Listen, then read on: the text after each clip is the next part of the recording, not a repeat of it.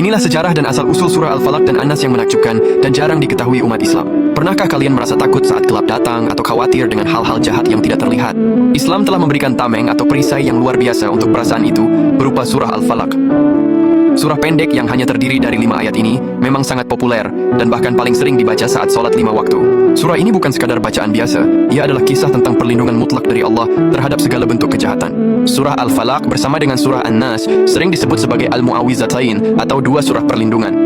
Keduanya diturunkan di kota suci Mekah, ada juga pendapat yang menyebutkan di Madinah, tetapi kisah utamanya terjadi di Madinah terkait peristiwa sihir. Kisah turunnya surah ini sangat spesifik dan menjadi salah satu bukti nyata bahwa Nabi Muhammad pun adalah manusia biasa yang bisa terkena gangguan fisik dan spiritual. Peristiwa paling terkenal yang melatar belakangi turunnya surah Al-Falaq dan An-Nas adalah saat Nabi Muhammad terkena disihir. Dahulu seorang Yahudi bernama Labid bin Asam melakukan perbuatan jahat dengan menyihir Nabi. Sihir itu dimasukkan ke dalam sebuah sumur tua bernama Zarwan.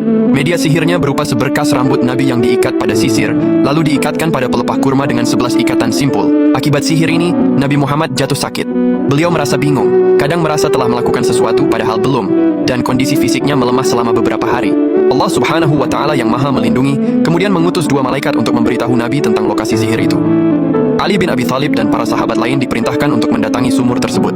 Ketika benda sihir yang memiliki 11 simpul itu ditemukan dan diangkat, malaikat Jibril datang dan mengajarkan Nabi Muhammad untuk membaca 2 surah perlindungan yaitu surah Al-Falaq dan An-Nas. Setiap kali 1 ayat dari kedua surah tersebut dibacakan, 1 simpul ikatan sihir itu terlepas.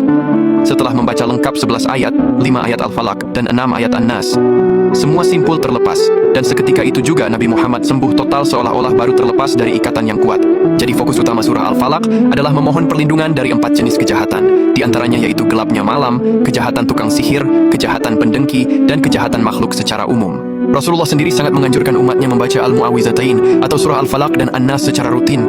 Abdullah bin Khubayb meriwayatkan bahwa Nabi bersabda, bacalah Qul Huwallahu Ahad atau Al-Ikhlas dan Al-Mu'awwizatain Al-Falaq dan An-Nas 3 kali setiap sore dan pagi hari, itu mencukupimu dari segala sesuatu keburukan.